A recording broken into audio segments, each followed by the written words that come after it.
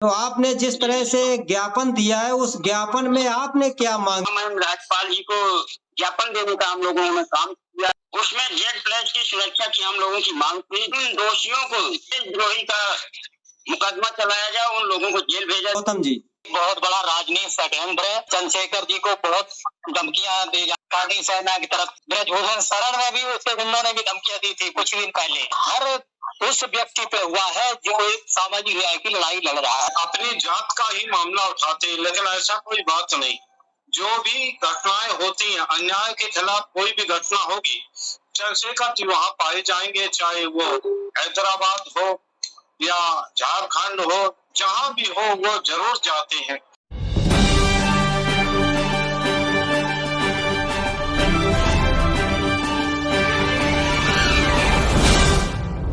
चंद्रशेखर आजाद जी को सुरक्षा प्रदान करो। चंद्रशेखर आजाद जी को सुरक्षा प्रदान करो। आजाद समाज पार्टी जिंदाबाद। आजाद भीम आर्मी जिंदाबाद। भीम आर्मी जिंदाबाद। संघर्ष करो, हम तुम्हारे साथ हैं। चंद्रशेखर भाई संघर्ष करो, हम तुम्हारे साथ हैं। जिंदाबाद जिंदाबाद जिंदाबाद जिंदाबाद जिंदाबाद जिंदाबाद। कल जो है 28 तारीख को बड़े भाई चंद्रशेखर आजाद जी पर जानलेवा हमला हुआ है देवबंद में, सहारनपुर की धरती पर। तो उसी को लेकर के हमारी पार्टी के जो राष्ट्रीय अध्यक्ष के द्वारा निर्देशित किया गया है कि प्रत्येक जनपद में भाई की सुरक्षा को लेकर के हम लोग ज्ञापन दे रहे हैं राज्यपाल के नाम पे, और भाई को Z+ की सुरक्षा दी जाए। नमस्कार। आप सभी मेहमानों का बहुत बहुत धन्यवाद, साधुवाद।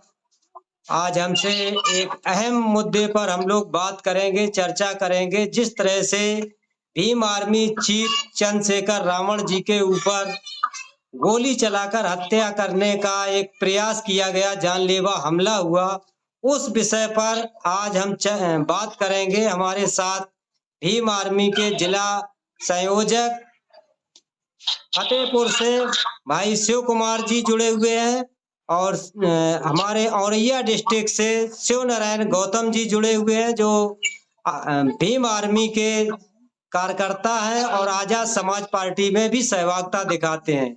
और दिल्ली से हमारे साथ वरिष्ठ पत्रकार श्री गिरीश शिखरवार जी भी जुड़े हुए हैं। तो हम सबसे पहले भीम आर्मी के जो हमारे साथ जिला अध्यक्ष हैं, उनसे समझना चाहेंगे ये किस तरह की अध्यक्ष जी घटना है, और ऐसी घटना एक लोकप्रिय नेता जो दुनिया के 8वें नंबर के लीडर कहे जाने वाले चंद्रशेखर रावण जी हैं, उनके ऊपर एक ऐसा हमला हुआ, इसको आप किस तरह से देखते हैं? पहले तो सभी लोगों को बहुत बहुत आभार है जी, जो आप लोगों ने ऐसे समाज के, जो हमारे बहुजन समाज के जो लीडर, बड़े भाई युवाओं के लीडर, जो युवाओं को जगाने वाले, युवाओं के साथ युवाओं को ताकत बढ़ाने वाले बड़े भाई चंद्रशेखर आजाद जी, जो आप 7 सालों में वो इतना त्याग बलिदान देकर के जमीन में रह कर के जो काम किया अपने समाज के लिए, न दिन देखे न रात देखे।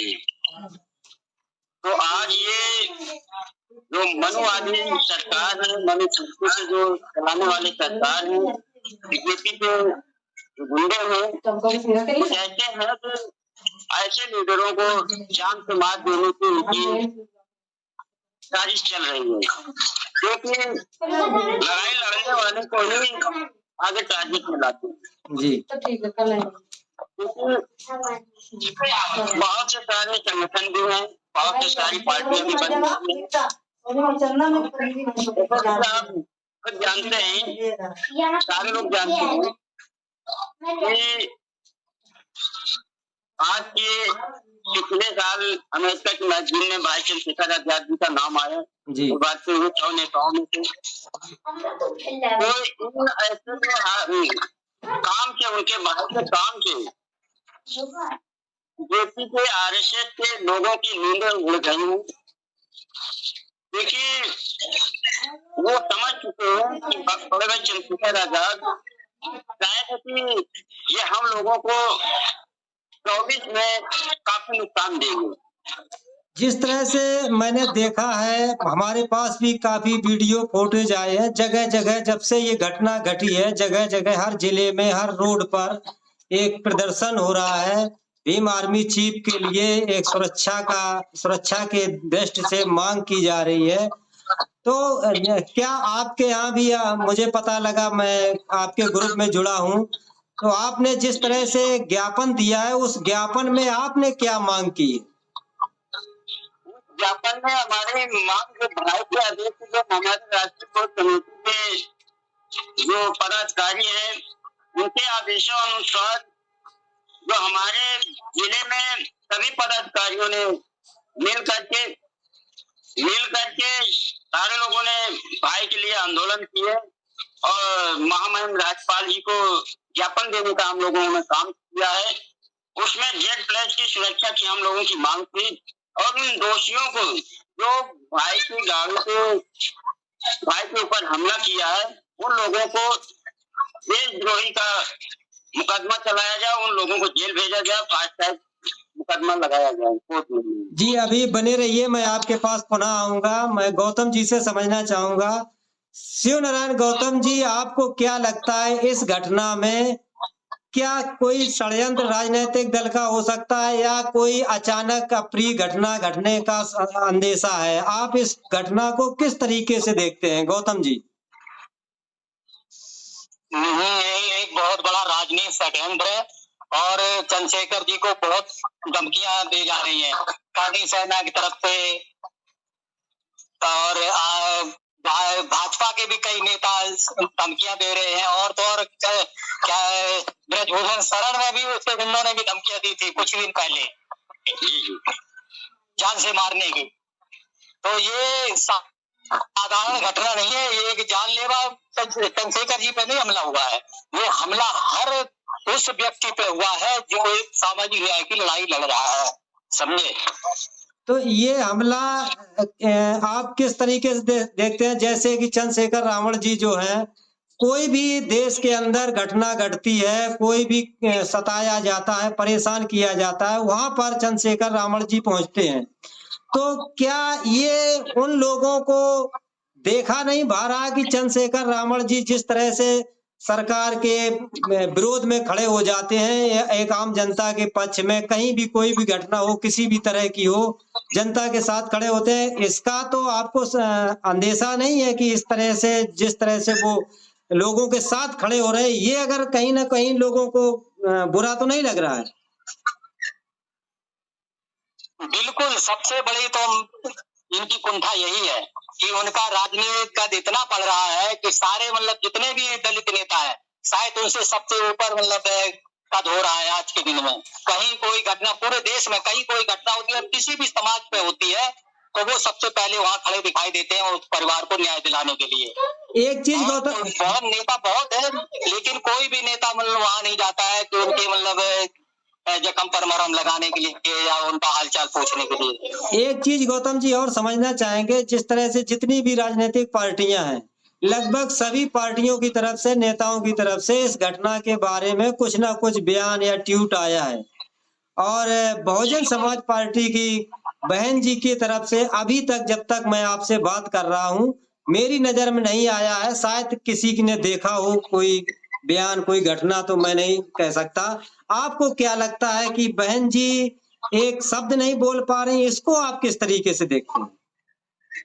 नहीं, यही सुबह से मैं भी देख रहा हूँ, हर कोई देखिए राजेंद्र पाल गौतम जी मतलब दूसरी पार्टी के होते हुए भी वहाँ मिलने गए, साक्षी मलिक जी गई, बजरंग पूनिया जी मिलने गए चंद्रशेखर जी से हालचाल पूछने हॉस्पिटल में, समझिए। और सबने मतलब चाहे तेजस्वी यादव हो या जयंत चौधरी जी भी हो, सभी लोगों ने इस घटना की निंदा की है, लेकिन मायावती जी ने एक शब्द कहीं ट्वीट पे या कहीं वैसे नहीं बोला है, समझे। चलिए मैं मोदी जी का जन्मदिन होता है या किसी और तो तुरंत मतलब ट्वीट कर देते हैं, लेकिन ये इतनी बड़ी घटना हो गई है कि शायद ये सबसे बड़ी घटना है और उसके लिए मायावती जी ने तो सब्स्टिट्यूट नहीं किए। चलिए, अभी मैं पुनः आप लोगों के पास आऊंगा। हमारे साथ वरिष्ठ पत्रकार दिल्ली से श्री गिरीश शिखरवार जी जुड़े हैं। शिखरवार जी, आपसे समझना चाहेंगे, ये जो घटना घटी है, जिस तरह से भीम आर्मी चीफ चंद्रशेखर रावण जी के ऊपर एक जानलेवा हमला हुआ है, इसको आप किस तरीके से देखते हैं? क्या ये घटना अचानक घटी हुई है या ये घटना में कहीं ना कहीं किसी का षड्यंत्र है, कोई प्री प्लानिंग के तहत ये घटना घटी? शिखरवार जी। उमेश जी, आपने इस चर्चा को शुरू किया, आपका बहुत बहुत धन्यवाद। और साथ में हमारे लोग जो जुड़े हैं वो पैनलिस्ट, उनको भी बहुत बहुत धन्यवाद। तो आपने जो प्रश्न किया कि ये अचानक घटी घटना नहीं है, यह बाकायदा प्लान्ड घटना है। क्योंकि आपने देखा होगा किस तरह से वहाँ केवल जहाँ पे घटना घटी है देवबंद में जी, तो वहाँ केवल 40 मीटर दूर पुलिस का बूथ था जिसपे सीसीटीवी कैमरा लगे थे जी। लेकिन बड़ा असर तब हुआ जब उस सीसीटीवी कैमरे से कोई फुटेज ही नहीं निकला। तो बिल्कुल आपने देखा होगा, जो फुटेज भी आप देख रहे हैं कि किस तरह से मतलब उनके कार समीप आई और टारगेट ढंग से करीब लोगों ने वहां प्रत्यक्षदर्शियों ने बताया कि करीब 4 से 5 राउंड फायरिंग हुई। तो वैसे मैं आपको जानकारी के लिए बता दूं जी कि चंद्रशेखर जी सबसे ज्यादा हमारा परिचय उनसे तब हुआ जब वो पहलवान बेटियों के सम्मान में आयोजित धरने में जंतर मंतर पर आई थी। तो उनसे कई बार बातचीत हुई और तभी हमको पता लगा। पहले तो चंद्रशेखर की जो छवि थी, ऐसा लगता था कि केवल वो अपनी जात का ही मामला उठाते, लेकिन ऐसा कोई बात नहीं। जो भी घटनाएं होती हैं, अन्याय के खिलाफ कोई भी घटना होगी, चंद्रशेखर जी वहां पाए जाएंगे, चाहे वो हैदराबाद हो या झारखंड हो, जहां भी हो वो जरूर जाते हैं। और यहाँ भी पहलवान बेटियों के कार्यक्रम में उन्होंने निसंकोच रूप से उसमें भाग लिया और उसी समय उन्होंने ये जानकारी दी थी, क्योंकि मैंने भी देखा कि बिना किसी सुरक्षा तामझाम के घूम रहे थे। तो हमने कही कि चंद्रशेखर जी आपको डर नहीं लगता? उन्होंने तो भाई साहब एक बार मरना है केवल, तो जब तक आप लोगों का सबका समर्थन और प्यार है तब तक मुझे कुछ भी होने वाला नहीं। और मैंने उसे देखा भी कि समल अस्पताल में लेटे लेटे, जबकि वहां अस्पताल घेर लिया था उनके समर्थकों ने, लेकिन इसके बावजूद तो उन्होंने एक वीडियो संदेश जारी किया कि आप प्रकार ऐसा कोई काम न करें जिससे कि संविधान का उल्लंघन हो। हम लड़ाई लड़ेंगे और संविधान के तहत लड़ाई लड़ेंगे। जो आप लोग चर्चा कर रहे, सबसे ज्यादा तब हुआ, एक तो मुख्यमंत्री प्रदेश के योगी आदित्यनाथ, उनको कम से कम इस संबंध में कोई न कोई वो कम से कम वो इतना ही कह देते कि हमला कायरतापूर्ण है और इसके दोषी छूटने न पाएंगे। उन्होंने भी कोई ट्वीट नहीं किया और बयान भी नहीं। एक चीज आपसे और समझना चाहेंगे, जिस तरह से बीजेपी गवर्नमेंट एक ढिंढोरा पीटती है, सुशासन का कानून व्यवस्था बहुत अच्छी चल रही है और पूरे भारत में एक यूपी मॉडल को पेश किया जा रहा है कि योगी सरकार में कानून व्यवस्था चुस्त दुरुस्त है। आपको क्या लगता है, इसी को कानून व्यवस्था दुरुस्त कहते हैं? जैसे अतीक अहमद पुलिस सिक्योरिटी में अतीक अहमद और अशरफ की हत्या कर दी गई, कोर्ट में एक अपराधी की हत्या कर दी गई, और कल जो ये घटना घटी, ये तो देश को एकदम शर्मसार कर देने वाली, जो बहुजनों का नेता है, जो प्रत्येक व्यक्ति की आवाज को बुलंद करने वाला, उसी के ऊपर इस तरह की घटना घट गई। इसको आप इसी को कानून व्यवस्था को दुरुस्त कहते हैं? इस पर क्या कहना चाहेंगे? नहीं, बिल्कुल बिल्कुल आपको सही बात है। उस समय भी जब अतीक अशरफ का हत्या हुई थी, ठीक है कि उनपे दर्जनों मामले थे, लेकिन आपके सुरक्षा में, पुलिस सुरक्षा में जिस प्रकार समझ लो उनके साथ ये कांड हुआ, जिसकी आलोचना यहाँ ही नहीं विदेशों तक में हुई, वहाँ के जो अखबार थे विदेशों में, उन्होंने तक ने कहा कि भारत में पूर्व पांच और विधायक की पुलिस सुरक्षा के दौरान गोली मारकर हत्या। तो ये ऐसी तमाम जो घटनाएं आपने दिनेश जी अभी गिनाई है, इससे निश्चित तौर पर देश की छवि बाहर भी खराब हुई है। अब यहाँ जो है भले ही जो ढंढोरा कितना भी पीट लें, लेकिन आप देख रहे हैं कि किसी भी प्रकार की आपराधिक घटनाओं में कोई रोक नहीं लग रही। हाँ, ये जरूर होता रहता है जब मामला किसी धर्म विशेष से जुड़ जाए। अगर मुसलमान इस घटना से कोई जुड़ा होता तो अभी 1 मिनट में उसका घर गिरता और कानून व्यवस्था तुरंत आपको चलती हुई दिखाई देती। लेकिन जैसे ही हम देखते हैं कि अगर कोई इस तरह की घटना होती है तो पूरी पार्टी ही मौन धारण कर लेती है। मुख्य चैनलों में भी आपने देखा होगा, इस बारे में कोई ज्यादा सुगबुगाहट नहीं है। केवल इन्हें चैनल हैं जो इस तरह की खबरें चला रहे, लेकिन कानून व्यवस्था पर कोई सवाल नहीं उठा। दिनेश जी, अभी हम आपके पास दोबारा आएंगे। हम अध्यक्ष जी से दोबारा समझना चाहेंगे। अध्यक्ष जी, ये विचारों की लड़ाई हथियारों पर कैसे आ गई? क्या मनुवादी विचारधारा के लोगों के अंदर वो विचारधारा नहीं रही जो एक बहुजन समाज के विचारकों के विचारधारा को काट सकें? क्योंकि जो भी बहुजन समाज के नेता हैं, अभिनेता हैं, समाज सेवी हैं, वो अपनी लड़ाई को विचारों से लड़ते हैं। और क्या मनुवादी विचारधारा के लोगों के पास वो विचार नहीं रहे जो हम लोगों के बहुजनों के विचारों का काट हो? इसको आप इस पर थोड़ा स्पष्ट करिए। जैसे कि शुरू से हमारे महापुरुषों ने इतिहास लड़ा है, इतिहास में लिखा है और लड़ाई लड़ा है। चाहे तथागत गौतम बुद्ध जी हो, हमारे doctor B are Ambedkar ji हो, ज्योतिबा फुले साहब जी हो, माता सावित्रीबाई फुले जी हैं, फातिमा सेठ जी हैं, रामाचंद्र जी हैं। सारे महापुरुषों ने जो लड़ाई लड़ी है, मनवादियों से ही लड़ाई लड़ी है। अपने हक अधिकार की, अपने समाज की जो लड़ाई लड़ी है। आज इसी कार्यों को विषय को आगे बढ़ाते हुए सारे कार्यकर्ताओं ने, चंद्रशेखर आजाद जी ने, बहन जी देखिए, उन्होंने भी अच्छा काम किया। अच्छा काम करने के बाद 4 साल बाद मुख्यमंत्री माननीय कांशीराम जी ने बना के गए। उसके साथ साथ बहन जी ने जैसे 15% के लोगों को नहीं पार्टी में ला करके बहुत गलत किया। तभी से हमारे समाज का सोशल अत्याचार जारी हो गया, तभी से हमारी सरकार आना जो बात हो गया। अभी भी हर साल हमारे समाज के बीच में ये सब में पहले जो लाइन है पूरी बता देता हूँ, क्योंकि हमारे समाज के लोग ये बरसाती जगत बन चुके हैं। जब चुनाव आता तभी निकलते हैं, जब चुनाव आता तभी निकलते हैं, बाकी कमरे में सारे लोग होते हैं। कोई अपने बहुजन समाज की कोई उस तरह की कोई घटना होती है तो वहां तक उनको न्याय दिलाने के लिए पहुंचते भी नहीं है। तो हम ये समझना चाहेंगे, जिस तरह से हमारे जो भी नायक हैं वो सारे लोग अपने विचारों से लड़ाई लड़ते हैं, और जो हमारा प्रतिद्वंदी है वो हथियारों से लड़ाई लड़ने के लिए क्यों मजबूर हो जाता है? मेरा सवाल ये था, उनके पास क्या हमारी जो विचारधारा है उसका काट नहीं है? हमारे पास है, मगर हमारे पास ये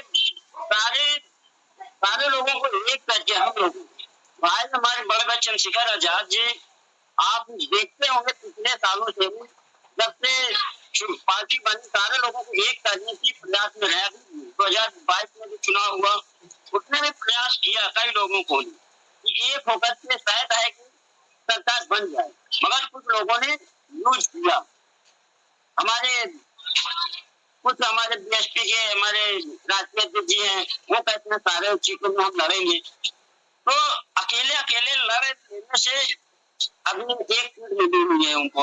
अब इन मनुवादियों से लड़ने के लिए हम लोगों को एक होना पड़ेगा। जब तक हम एक नहीं होंगे तो हम सारे लोगों को, हमारे जितने भी नेता, बैकवर्ड के नेता हो चाहे अपने नेता हो, जितने बहुजन समाज के नेता हैं, सारे लोगों को ये टारगेट करेंगे। बहन जी देखिए, बहन जी क्यों नहीं बोल पा रही है? क्योंकि उनको डर है, बीजेपी के इशारे पे काम करती है। जब बीजेपी ईडी सीबीआई की जांच की धमकी देती थी तभी जा करके वो बात करती है। तो इस तरह से कब तक डरेंगी जब आपके ही समाज के लोगों की हत्या होती चली जाएगी, एक दिन आपका भी नंबर आ जाएगा, तो अब ऐसे कब तक चुपचाप आप बैठेंगी? क्योंकि हम कहते हैं ना वही इतिहास जो भविष्य वाला अपना ही भाई अपने भाई को मरवाने के लिए एक विपक्ष से मिला जाए, तो वही अपने समाज को काटने के लिए वो विपक्ष में है। सोच रहे होंगे शायद मुझे प्रधानमंत्री बीजेपी के इशारे से शायद मुझे प्रधानमंत्री का पद मिल गया। वहाँ तो बहन जी का इशारा था, वहाँ तो पहले से बहुत सारे लीडर बैठे हुए हैं, तो बहन जी का नंबर कहाँ से लगेगा? शायद बहन जी सोच रहे होंगे ना, शायद मुझे इनके इशारों से शायद मैं पहुंच जाऊं।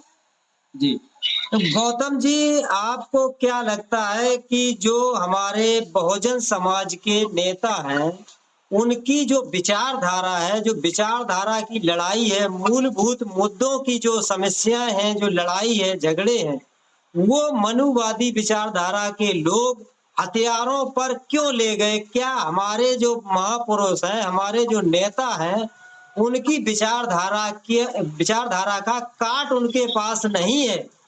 गौतम जी। हाँ जी।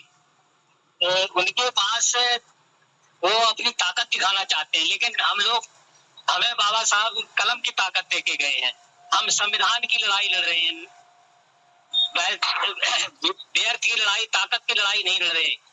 जो कलम की लड़ाई में ताकत है वो तलवार की लड़ाई में ताकत नहीं है, और एक दिन हम उनसे जरूर जीतेंगे। ये मतलब चंद्रशेखर जी का भी वादा है कि हम पूरे समाज को इकट्ठा करके एक दिन जरूर उनसे मतलब लड़ाई को जीतेंगे।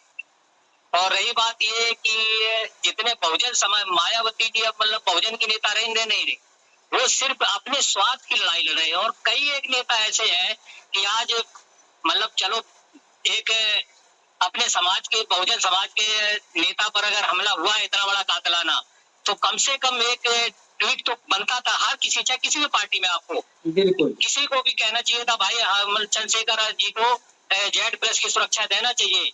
जब धीरेन्द्र शास्त्री जैसे गुंडों को, कपिल मिश्रा जैसे गुंडों को और बाबा रामदेव को Z+ की सुरक्षा, बाबा रामदेव को जैसे सुरक्षा मिल सकती है Z+ की, तो चंद्रशेखर आजाद जी को तो और भी ज्यादा जान का खतरा रहता है, क्योंकि ये बहुजनों की लड़ाई लड़ रहे हैं मनुवादियों के खिलाफ। इसलिए उन्हें Z+ की सुरक्षा तो मांग करनी चाहिए थी। इतना कहने में उनका क्या जा रहा था? बिल्कुल सर। जितने भी, चाहे कोई किसी भी पार्टी में हो, अगर दलित बहुजन समाज का नेता था तो वो एक ट्वीट कर देती थे। मायावती जी की तो नैतिकता बिल्कुल मर चुकी है, उनकी नैतिकता मैं नहीं समझता हूँ कि थोड़ी बहुत भी जिंदा है। शिखरवार जी, आपको क्या लगता है इसी तरह से मनुवादी विचारधारा के लोग बहुजन समाज के लोगों को दबाते रहेंगे, कुचलते रहेंगे, और जब भी बहुजन समाज आवाज उठाने का प्रयास करेगा तो उनकी आवाज हमेशा के लिए दबा दी जाएगी हथियारों के दम पर? शिखरवार जी, ये कायरों का कर्तव्य है। मैं इन्हें कायर कहता हूँ। भाई राजनीति होती है, मनभेद होता है, केवल मतभेद होते, राजनीतिक होते हैं, लेकिन वैसा मनभेद नहीं होता। भाई जैसे कोई आपने अपनी बात रखी तो उसे विचारों के जरिए ही आप पलटी है, लेकिन यह क्या है कि केवल आप अपने ताकत लोगों के लिए कायर शब्द का इस्तेमाल किया, क्योंकि आपको ध्यान हो कि गांधी जी की भी हत्या की गई थी जी, लेकिन लोग उनके विचारों को नहीं मार पाए, और जिन लोगों ने उनकी हथियार के बल पर हत्या की उनका आज अता पता भी नहीं, कोई उनको नहीं है। और जिन लोगों ने अपने नीत और सिद्धांत पे चले, आज उनकी पूजा होती है। आप लोग देखो, सभी लोग उनका नाम लेते हैं कि उन्होंने समाज के लिए किया।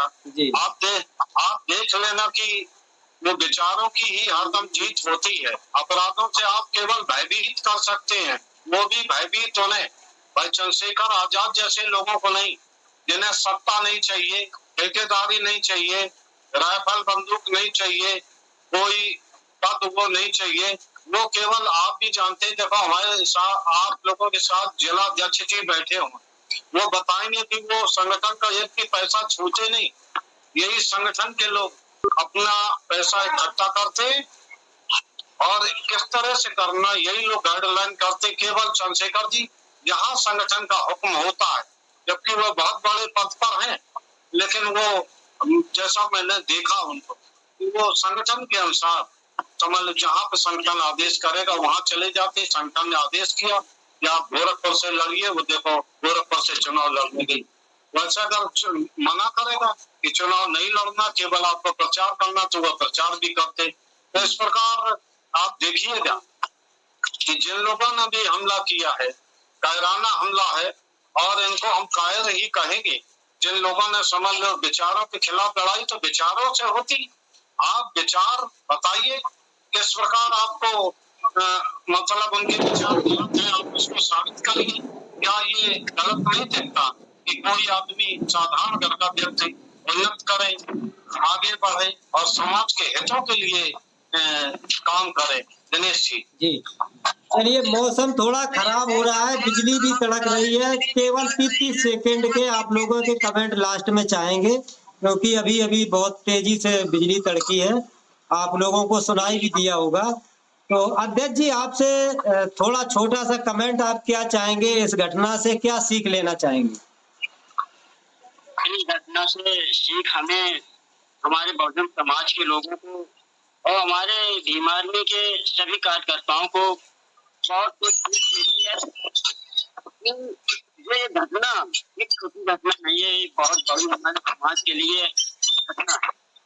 गौतम जी छोटा सा जी जी गौतम जी कुछ और आप कहना चाह रहे थे? हाँ, इस घटना से बस यही सीख है कि हम सब लोगों को एक साथ मिलके इन मनोवादियों से लड़ने की जरूरत है। बस यही कहना चाहते हैं, अलग अलग करके हम कुछ नहीं कर सकते इन लोगों का। शिखरवार जी, लास्ट कमेंट आपका भी।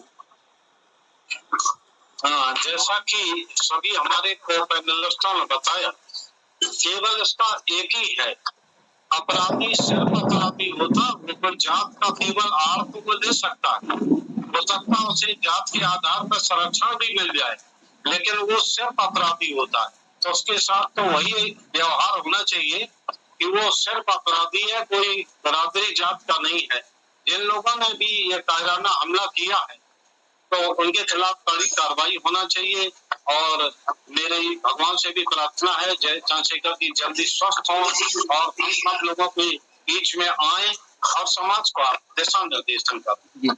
तो इसी के साथ आज की चर्चा को यहीं पर समाप्त करते हैं। और हमारा प्रत्येक बहुजन समाज के देश के प्रत्येक नागरिक से अपील है कि आपके साथ कोई भी अन्याय हो, कोई भी घटना घटे, उसके खिलाफ बुलंदी से आवाज उठाएं। और इसके लिए हमारे बहुजन समाज के जो लीडर हैं, किसी भी व्यक्ति के साथ अगर कोई अप्रिय घटना घटती है, उसके लिए वो मुकाबला करने के लिए तैयार है। तो इसी के साथ इस वीडियो को समाप्त करते हैं। हमारे वीडियो अच्छा लगे तो लाइक करें, कमेंट करें। अभी तक अगर हमारे चैनल को सब्सक्राइब नहीं किया मिशन न्यूज डीसी को, तो सब्सक्राइब कर लें। फेसबुक पर देख रहे हैं तो हमारे पेज को लाइक कर लें। जय हिंद, जय भारत, जय संविधान।